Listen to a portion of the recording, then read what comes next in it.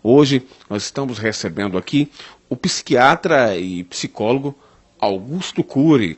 Prazer em tê-lo aqui conosco, doutor Augusto Cury. É uma honra estar com vocês aqui no Diário Brasília. Doutor Augusto Cury, como que aconteceu um ateu convicto como o senhor, de repente o senhor conheceu Jesus, descobriu quem é Jesus, se tornou cristão? Bom, eu fui um dos maiores ateus que já pisou nessa terra. Creio que fui mais ateu do que Nietzsche, que escreveu sobre a morte de Deus,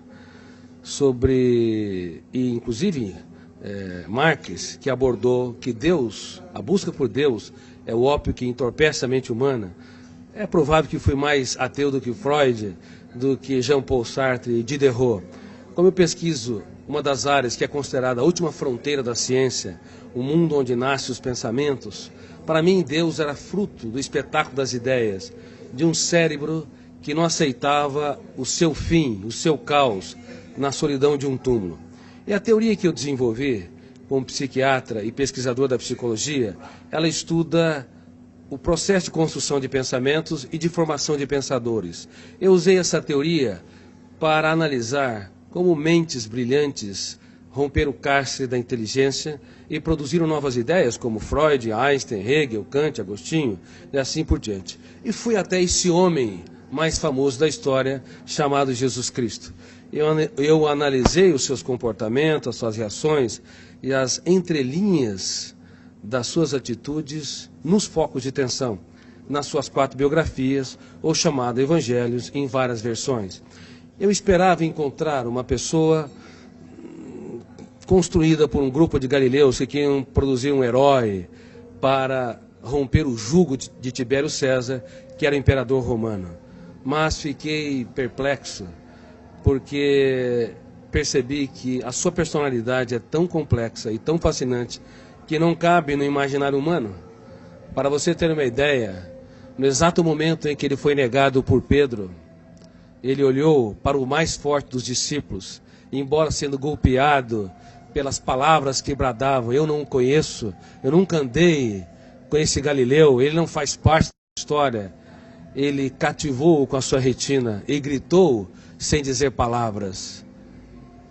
Na Fortaleza Antônia, ele quis dizer: eu te compreendo, eu te compreendo.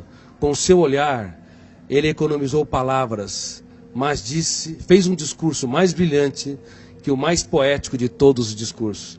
E quantas vezes você, pai, mãe, você, professor ou executivo, está diante de uma pessoa que falha, erra, e ao invés de simplesmente olhar e lhe dizer sem palavras: eu te compreendo, e nós julgamos, excluímos. Através de analisar o comportamento de Cristo nesse sentido, eu percebi que a sua inteligência, sua capacidade criativa, a capacidade de ser gestor da sua mente e protetor da sua emoção não tem precedente histórico. Assim, eu deixei de ser um ateu, um dos grandes ateus da história, e percebi que a procura por Deus não é um ato de pequenez intelectual, mas um ato inteligentíssimo da mente humana. Mas quando o senhor pesquisou sobre Jesus Cristo, homem, o que o senhor esperava encontrar? Quando eu pesquisei a humanidade de Jesus, esperava encontrar alguém que não brilhasse no caos, diante das perdas, das traições, das frustrações e decepções. Porque nós temos na psique humana, no nosso córtex cerebral, registrado zonas de conflitos, que eu chamo de janela killer. Killer no inglês quer dizer assassino. Quando nós entramos numa janela killer, o volume de ansiedade é tão grande que bloqueia milhares de outras janelas e o eu não consegue encontrar informações para dar respostas inteligentes em situações estressantes. É por isso que nos primeiros 30 segundos de tensão, de ansiedade, os pais cometem os maiores erros na relação com os filhos, bem como os professores, os amigos e as pessoas que se amam, marido e esposa. Eu esperava encontrar alguém que não brilhasse no drama, no deserto, nas tempestades. Mas é impressionante, quando o mundo desabava sobre o homem Jesus, ele, ao invés de ser preso pelas janelas killers, ele abria as janelas da sua mente, olhava para a tempestade e via nela a chuva, uma oportunidade solene para cultivar. Enquanto que nós, muitas vezes, diante das perdas, decepções, diante das lágrimas, das injustiças e fracassos, recuamos. Ele não. Ele cultivava as flores e usava suas mãos nesse processo. Muitos querem a beleza das flores, mas não têm coragem de sujar as suas mãos para cultivá-la e irrigá-la. O senhor tem, assim, uma noção do que aconteceu? Porque, na realidade, o senhor é um dos grandes cientistas do mundo, um dos grandes psiquiatras, um dos grandes psicólogos do mundo. Essa descoberta do senhor pode ser levada até para um campo científico, e eu poderia até dizer aqui que é quase que dizendo aqui que cientificamente Deus está existindo, ou Jesus é Deus. Exatamente. Ao analisar o comportamento de Jesus nas mais diversas situações em que ele se encontrou, eu fiquei cônscio que esse homem não cabe no imaginário humano.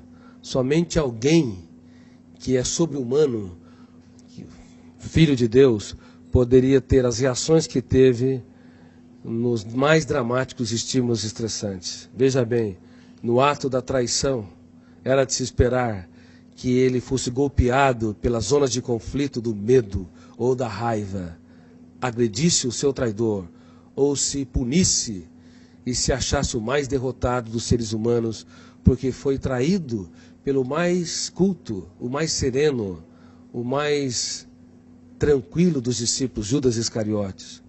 Mas, ao invés de se punir ou punir o outro, ele olhou para o seu traidor e teve a coragem de dizer: amigo, para que vieste?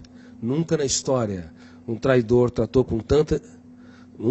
Na história, um traidor foi tratado com tanta dignidade pela pessoa traída, indicando que Jesus não tinha medo, na verdade, de ser frustrado ou decepcionado. Ele tinha medo de perder um amigo. O que nos leva a compreender, do ponto de vista psiquiátrico, psicológico e sociológico, que um grande educador é aquele que aposta tudo que tem naqueles que pouco têm.